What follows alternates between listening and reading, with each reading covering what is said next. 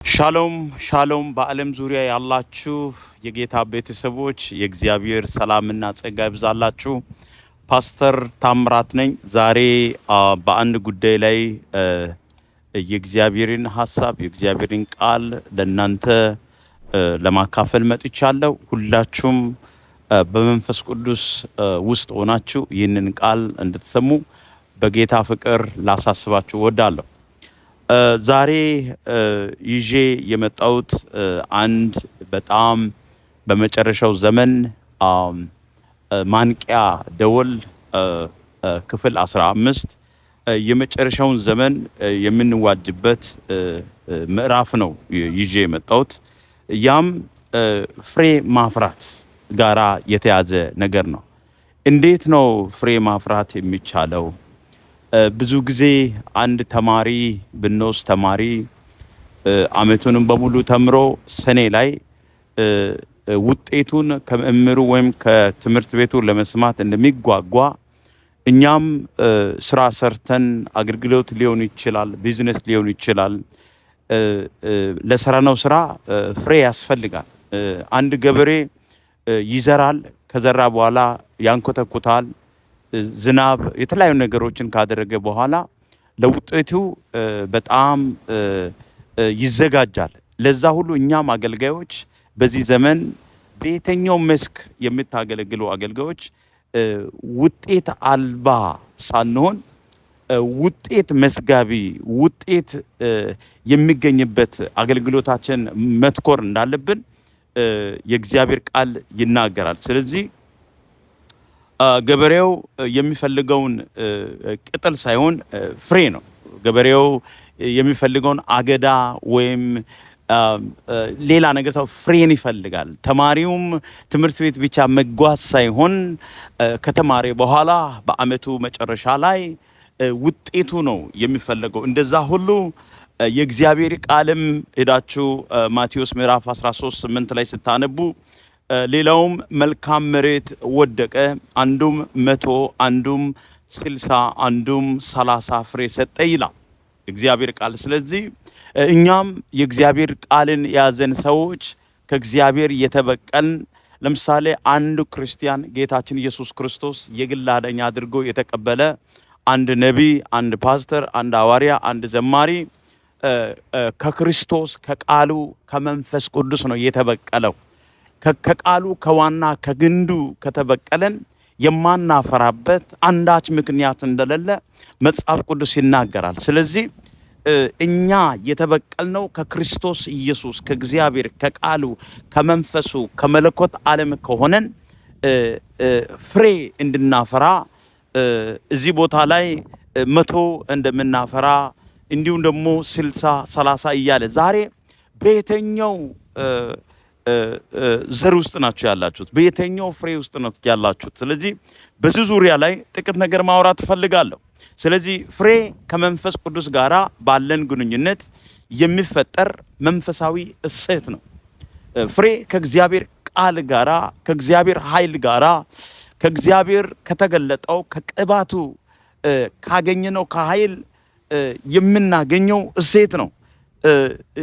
ሰው የተፈጠረበት አብይ ዓላማ ከፈጣሪ ጋራ አብሮ ሆኖ ተያይዞ በዚህ ምድር ላይ ፍሬ እንድናፈራ እግዚአብሔር አምላክ የሰው ልጆችን በአምሳሉ ፈጥሮናል። ይህ የተፈጠረ ሕዝብ የተፈጠረ ሰው ይህ የተቀባ የተጠራ አገልጋይ እግዚአብሔር ደግሞ ፍሬ እንዲያፈራ መጽሐፍ ቅዱስ እዚህ ቦታ ላይ ይናገራል። ስለዚህ ለምንሰራው ለእያንዳንዱ ጉዳይ ውጤቱ ፍሬ ነው። ገበሬ በግብርና ፍሬ አፍርቶ ማሳየት ይኖርበታል። ተማሪ ዓመቱ ሙሉ ተምሮ ሰኔ ላይ ጥሩ ውጤት ማስመዘገብ አለበት። እንዲሁም ደግሞ እግዚአብሔር ከሕይወታችን ይብዛም ይነስም ፍሬን ይፈልጋል። ስለዚህ ለራሳችን ለመንግስቱ የምንጠቅመው ስናፈራ ነው፣ ፍሬ ስናፈራ ነው እግዚአብሔርም ደስ የሚያሰኘው ወገኖች። ስለዚህ ከላይ እስከ ዛሬ ድረስ እንዳወራው ሁሉ ሰው ስለ ፍሬ ሲነገር አንድ አራት ነገር ማወቅ አለብን። አንደኛ መንገድ ዳር የወደቀ ፍሬ። ይሄ ማለት ደንዳና ልብ ከኛ መጥፋታል። ደንዳና ልብ ላይ የተዘራው የእግዚአብሔር ቃል ወይም ድንጋይ ልብ ላይ የተዘራው የእግዚአብሔር ቃል ፍሬ ሊያፈራ እንደማይችል የእግዚአብሔር ቃል ይናገር። ይሄ ማለት መንገድ ዳር ላይ የወደቀ። ሌላ ሁለተኛው እሾክ የወደቀ። ስለዚህ እሾክ ውስጥ የወደቀ ይታነቃል። ጠላት ይታነቃል፣ ጨለማ ይታነቃል፣ መርገም ይታነቃል፣ የዓለም መናፍስት አሰራር ሁሉ ይታነቃል።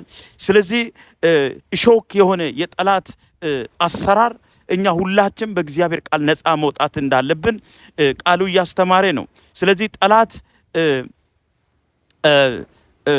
ለእግዚአብሔር እንዳናፈራ ለእግዚአብሔር ፍሬ እንዳናመጣ ብዙ ትግል አለ እዚህ ዓለም ላይ። ስለዚህ ይህንን ሁሉን አሸንፈን ፍሬ እንድናፈራ እግዚአብሔር ይፈልጋል። ሶስተኛው ጭንጫ መሬት።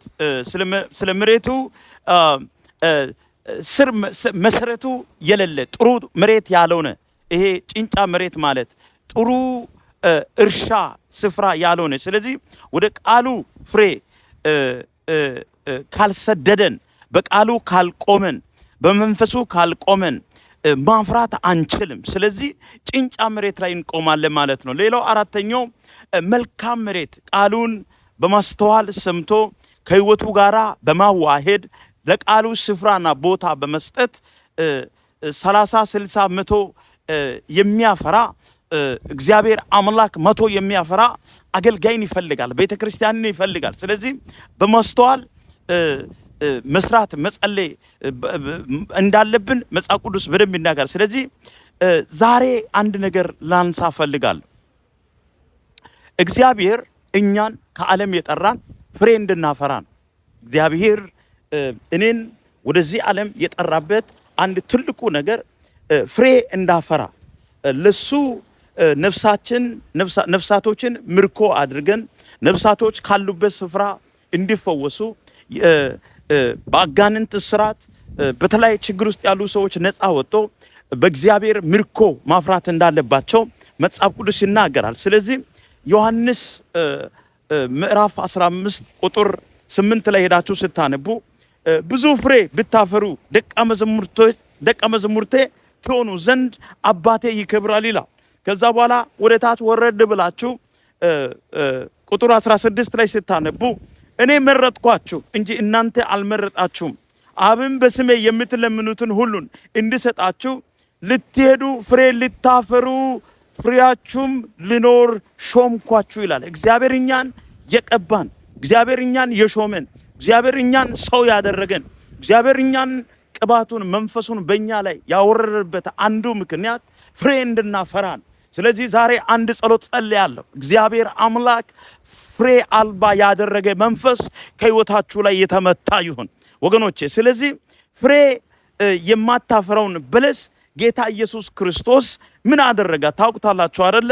ማርቆስ ምዕራፍ 11 ቁጥር 13 ላይ ሄዳችሁ ስታነቡ ቅጠልም ያላት በለስ ከሩቅ አይቶ ምናልባት አንዳች ይገኝባት እንደሆነ ብሎ መጣ ይላል ጌታ ኢየሱስ ክርስቶስ።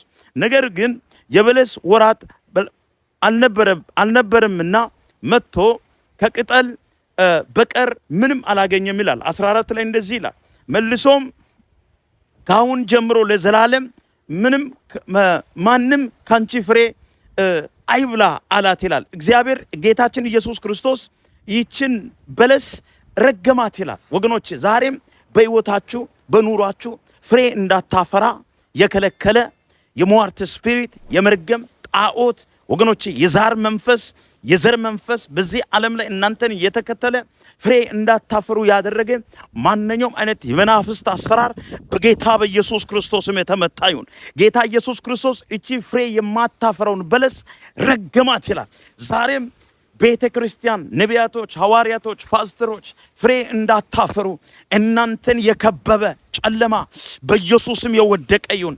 ቤተ ክርስቲያንን ቤተ ክርስቲያንን ፍሬያማ እንዳትሆን አገልጋዮች፣ እውነተኛ ፓስተሮች፣ እውነተኛ ነቢያቶች በእውነት ፍሬ እንዳያፈሩ እንዲህ የከለከለ መንፈስ በኢየሱስ ክርስቶስም የተነቀረ ይሁን።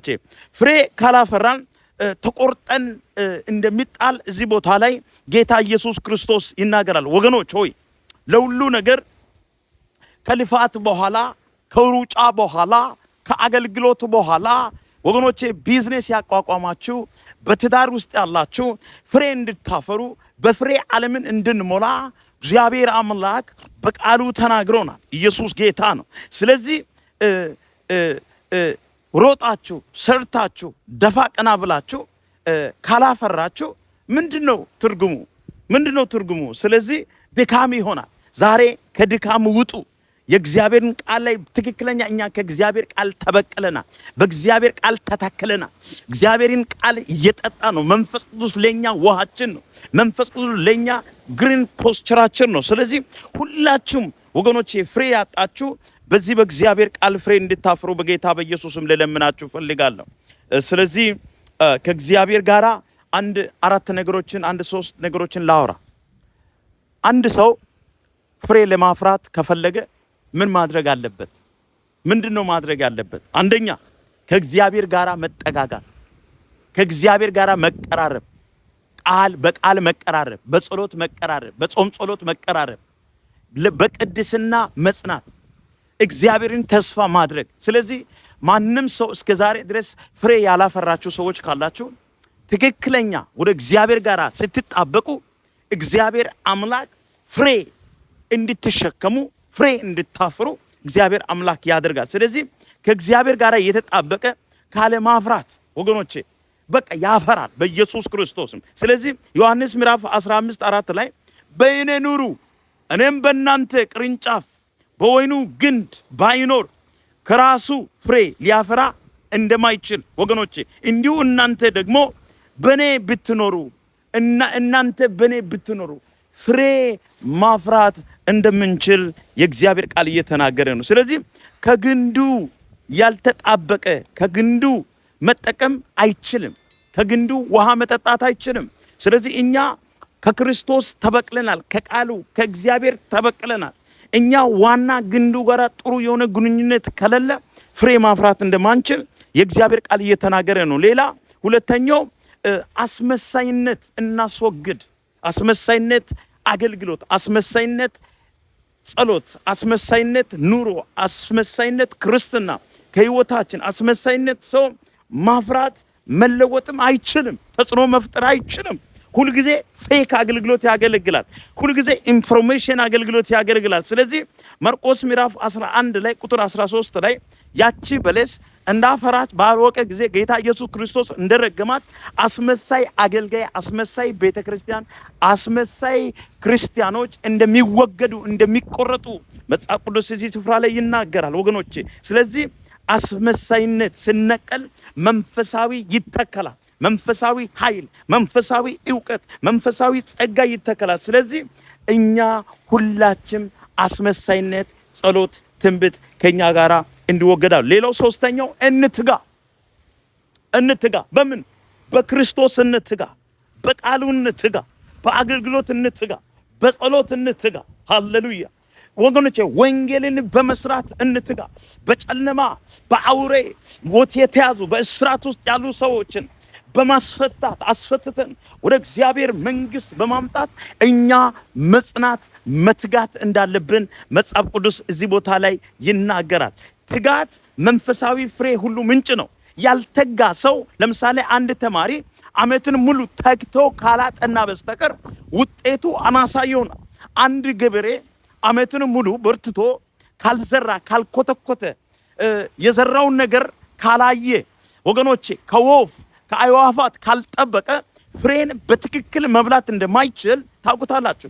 እኛም ልክ ተማሪና ገበሬው በእግዚአብሔር ቃል በእውነት በኃይል በመንከታ በተለያየ ነገር እንደሚተጉ ሁሉ እኛም የትጋት መንፈስ ያስፈልጋል። ስለዚህ ቆላስይስ ምዕራፍ 3:23 ጀምራችሁ ራችሁ ስታነቡ ለሰው ሳይሆን ለጌታ እንደምታደርጉ የምታደርጉትን ሁሉን በትጋት አድርጉ ይላል መጽሐፍ ቅዱስ ቆላስይስ ምዕራፍ 3:23 ላይ።